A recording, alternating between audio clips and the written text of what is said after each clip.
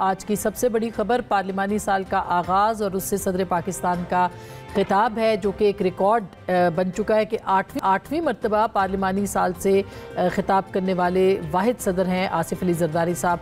और इस मौके के ऊपर आपने देखा कि बहुत सारे पाकिस्तान तहरीक इंसाफ के मुख्तलिफ अरकान भी वहाँ पे, सेनेटर्स भी मौजूद थे, चूँकि जॉइंट सेशन था।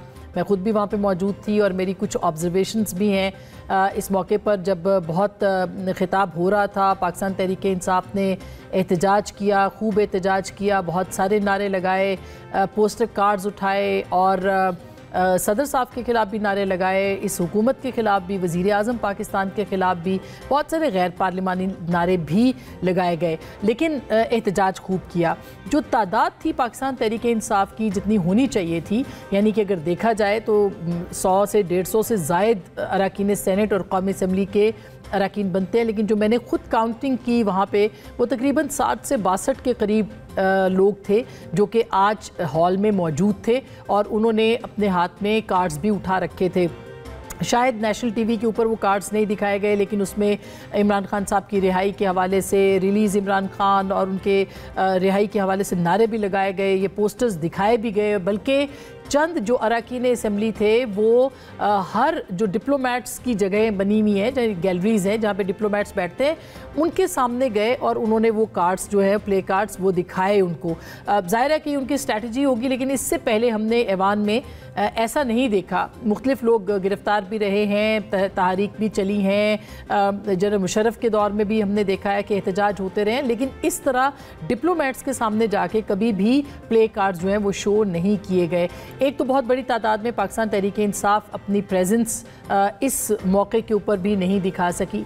एहतजाज हुआ, उमर अयूब साहब को हमने देखा, खूब एहतजाज उन्होंने किया, बैरिस्टर गौहर भी थे, दीगर लोग भी थे, शेर अफजल मरवत साहब आए लेकिन बहुत देर से आए और जो पीछे की कुर्सियाँ थीं उस पर वो बैठ गए और उनकी परवेज़ खटक साहब के साथ भी मुलाकात हुई जो हमने देखा वहाँ से। तो बहुत सारे लोग इसमें मिसिंग भी थे, कुछ जैसे शानदाना गुलजार साहिबा बहुत लेट आई, बिल्कुल तकरीबन आखिर में। तो ये एक जो एहतजाज की रिवायत हमेशा से रही है, लेकिन इस तरह का एहतजाज मेरा ख्याल है हमने पहली बार देखा है जिसमें कि बहुत सारे गैर पार्लिमानी अल्फाज थे। वज़ीर आज़म को जिस तरह से मुखातिब किया गया, सदर साहब को किया गया, खैर वो तो इस तरह के अलक़ाब हैं, मगर ये रवैया जो था वो आज सब ने नोटिस किया। इसका फ़ायदा क्या होगा, इस पर ज़रूर बात करेंगे और क्यों ये जो शो था ये किया गया, कितना कामयाब था, इसके ऊपर भी बात करेंगे। आसिफ अली जरदारी साहब ने खिताब किया और इस खिताब के दौरान उन्होंने हुकूमत की कारकर्दगी की बात की। एक पहले हिस्से के अंदर उन्होंने उनकी कामयाबियों बात की कि किस तरह से पाकिस्तान में शरह सूद कम हुई है, इकॉनमी जो है बेहतर हुई है, और फिर उन्होंने सिंध के अंदर दरियाए सिंध पर जो नहरें निकालने का मामला है उसके ऊपर स्टांस लिया और अपने आप को इस हुकूमत से बिल्कुल अलग किया।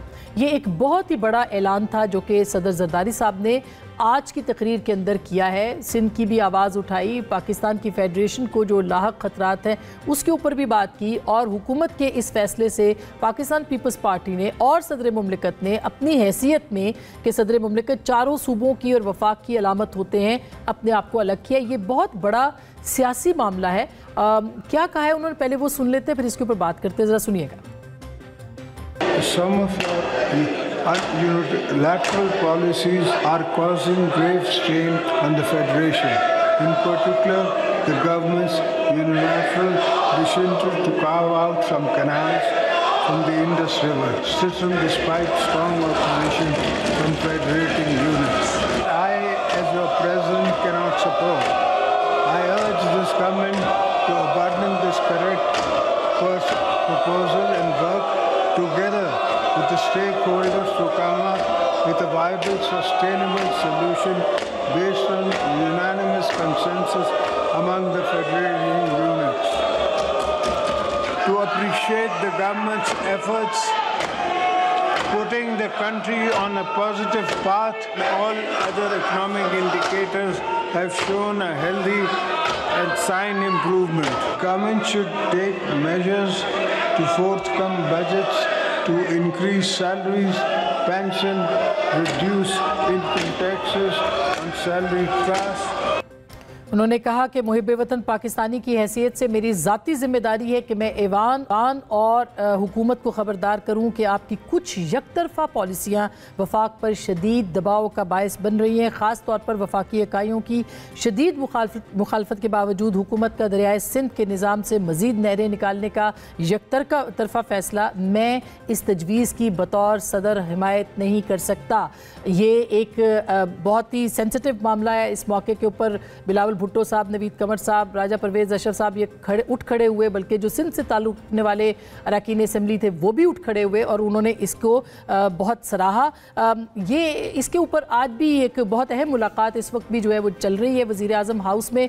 उसमें बिलावल साहब की और प्राइम मिनिस्टर की मुलाकात है। कहा जा रहा है कि पाकिस्तान पीपल्स पार्टी के बहुत से तहफ़्फ़ुज़ात हैं। इससे पहले सदर और वज़ीर आज़म की भी मुलाकात आज ऐवान सदर में हुई और कहा जा रहा है कि उनमें तहफ़्फ़ुज़ात का इजहार किया गया। क्या पाकिस्तान पीपल्स पार्टी और PMLN के दरमियान फासले बढ़ रहे हैं? ये कैसा मामला है, नहरों का मामला, जिसके ऊपर पाकिस्तान पीपल्स पार्टी कुछ भी कर सकती है? इस पर भी बात करेंगे आज के इस प्रोग्राम में। और ईद के बाद तहरीक के हवाले से जो मामलात हैं पाकिस्तान तहरीक इंसाफ के, उसके ऊपर मौलाना फजल रहमान साहब उनके साथ होंगे या नहीं, उसके ऊपर भी आज के इस प्रोग्राम में बात करेंगे।